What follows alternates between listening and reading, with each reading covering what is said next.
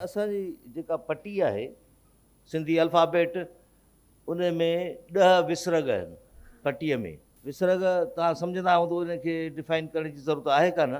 उन में 8 विसरग अहिड़ा आहिनि जेके मुख़्तलिफ़ नुक़्तनि सां लिखिया वेंदा आहिनि ऐं 2 विसरग अहिड़ा आहिनि जेके इज़ाफ़ी हे सां ॻंढिया हे जी ॻंढ सां लिखिया वेंदा आहिनि, जीअं झे ऐं घे। पर मुंहिंजो जेको फोकस आहे उहो इज़ाफ़ी विसरगनि ते आहे, जेको सिंधी सूरत ख़तीअ जे हवाले सां सिंधी प्राइमर में पढ़ायो वेंदो आहे, जंहिंखे असां ड़ न ण ल म इहे 5 विसरग ऐं इन स्टाइल जा ॿिया बि 2 थियनि था र ऐं व।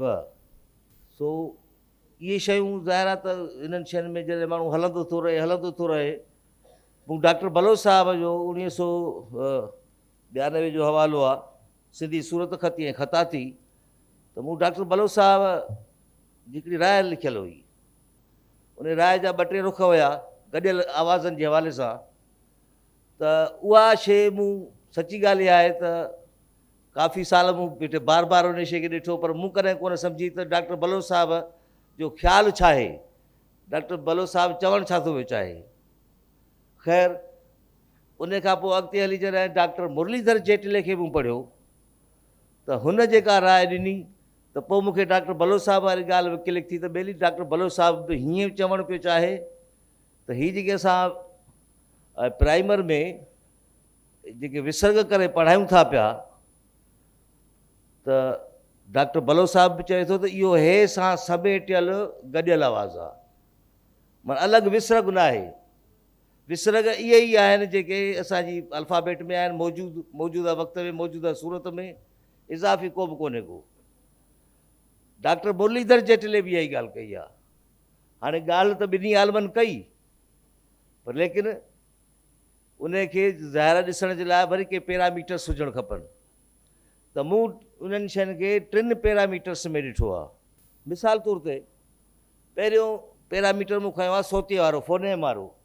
त आया इहे फोनेम अलॻि सां जेके इज़ाफ़ी आहिनि ल न म, इहे अलॻि सां फोनेम बि थियनि था या नथा थियनि, यानी इन जी का फोनेमिक हैसियत आहे या न आहे। हाणे इहा शइ यकीनन जेके लिंग्विस्टिक्स जा ॼाणू हूंदा या दिलचस्पी रखंदड़ हूंदा सम्झंदा त मूं ॻाल्हियुनि खे मुख़्तसिर करिणो आहे। त लफ़्ज़ सड़ अमूर आहे हिकिड़ो सड़ण जो, सड़ ऐं सड़, जीअं चवंदा आहियूं आहे त सड़ ॾांद निकिरी पियो, त इहो सड़ ऐं सड़ जॾहिं इन आवाज़ सां ड़ ऐं ड़ जे मटाइण सां जॾहिं हिकिड़ो मानवी फ़र्क़ु पैदा थिए थो, इहो चइबो त इहो फोनेम आहे, माना रे बि फोनेम आहे, ड़ बि फोनेम आहे। ठीकु आहे, वरी जॾहिं अॻिते था हलूं त लाम ऐं लाम हे खे जॾहिं असां मटे था ॾिसूं, कल कल यानी अटे जी कल थींदी आहे, या कल ख़बर इलाही माना आहिनि, ऐं कल गुज़िरियल ॾींहुं, त कल ऐं कल में मानवी फ़र्क़ु पैदा नथो थिए, उहो सारी मानवी फ़र्क़ु पैदा थिए थो, त इन सूरत में इन ॿिन्ही खे सोतियो असां तस्लीम कंदासीं। पर जॾहिं नून न खे ऐं न खे, ण खे ऐं ण खे, म खे ऐं म खे जॾहिं इन सोते वारे पैरामीटर्स में ॾिसूं था त इहे सोतिया कोन था थियनि, यानी इन्हनि 5 में जेके इज़ाफ़ी विसर्ग करे पढ़ाया वञनि था असांजी प्राइमर में बुनियादी क्लास खां, त उन हवाले सां इहे सिर्फ़ु 2 सोतिया थियनि था, हू 3 सोतिया कोन था थियनि सिंधी ॿोली जे हवाले सां। अच्छा, ॿियो कहिड़ो मूं मयार ॾिठो, ॿियो मूं मयार ॾिठो उनखे टोड़े ऐं जोड़े ॾिसणु, सेगमेंटिंग ऐं ब्लेंडिंग। त लफ़्ज़नि खे टोड़े ॾिसबो, आवाज़नि खे टोड़े ॾिसबो, इहे टुटी सघनि था या न। मिसाल तौर ते जॾहिं लफ़्ज़ खे मिसाल टोड़ियूं था, फ़र्ज़ु कयो मल आहे लफ़्ज़ मल, त मीम खे अलॻि कयोसीं, लाम खे अलॻि था कयूं, हे खे अलॻि था कयूं, ॾिसो त कहिड़ो कंहिंसां मिले थो। जेकॾहिं गॾियल आवाज़ निकिरी थो अचे, त जेकॾहिं असां मीम खे अलॻि करे लाम खे हे सां था मिलायूं त उहो उचार सही नमूने सां असांखे मल कोन थो मिले। पर जेकॾहिं मीम खे लाम सां मिलायूं था, छो त असांजी सिंधी ॿोलीअ में इहे गॾियल आवाज़नि जा या ईअं सम्झो त साकिन आवाज़ जेको मिलंदो आहे उन जा 2 रुख आहिनि, उन ते कोन था ॻाल्हायूं। हिकिड़ो अॻे सां मिलंदो आहे, ॿियो वरी पोइ सां मिलंदो आहे जज़म वारो गॾियल आवाज़। इहो वरी वॾो मौज़ू थी थो खोलण जो। त जॾहिं हिन खे मीम खे लाम सां मिलायूं था, मीम लाम ज़बर मल गॾियल आवाज़, हे ज़बर ह मल ह, त इन नमूने सां जॾहिं उनखे असां सेगमेंटिंग ऐं ब्लेंडिंग करे ॾिसूं था त मुंहिंजी ॻाल्हि में किथे बि कोई मसइलो कोन थो थिए। टियों मयार इहो त इन्हनि आवाज़नि खे हिकिड़े झटके सां उचारे सघिजे। मिसाल ब अ ब ब प ज झ, हाणे झ घ हिकिड़े झटके सां उचारे सघूं था पिया। छा हिननि आवाज़नि खे बि हिकिड़े झटके सां उचारे सघूं था? ल ल ल कोन थो उचारिजे, म न।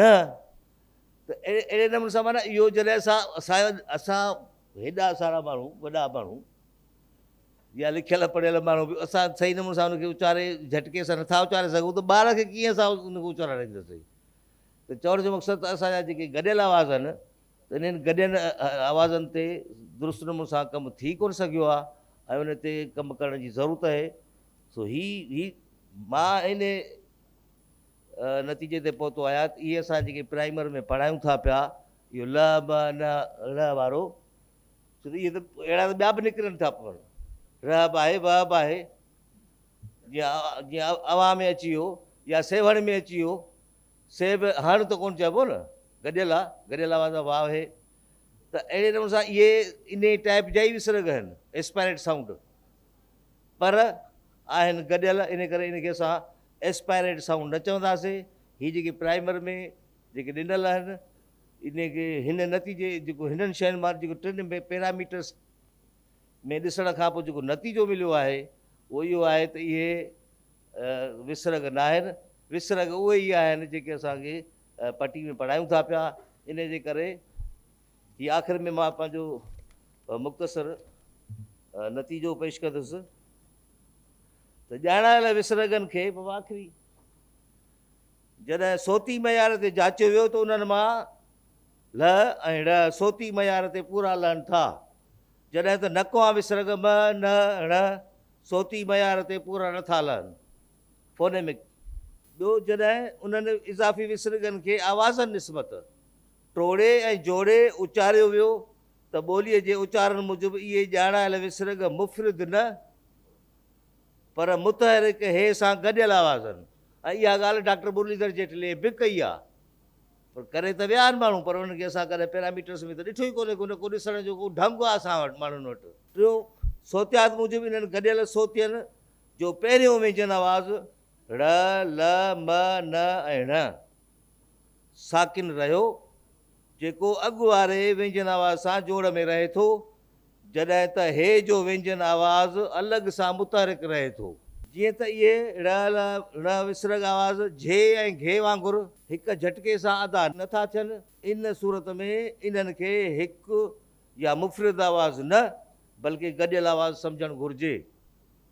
सिफ़ारिशूं ज़ाहिर इहो ई थींदो त तहक़ीक़ खां पोइ दर्सी तोड़े अदबी किताबनि में हिन लफ़्ज़नि खे हिन तरह लिखण जी सिफ़ारिश कजे थी, जीअं कुल्हो मल या पोड़ो माण्हू वग़ैरह। सिंधी सूरत ख़तीअ में झे ऐं घे जे आवाज़ ऐं अखर जो ख़्यालु रखंदे किथे बि विसरगी हे कमु आणणु न घुरिजे, न आणिजे।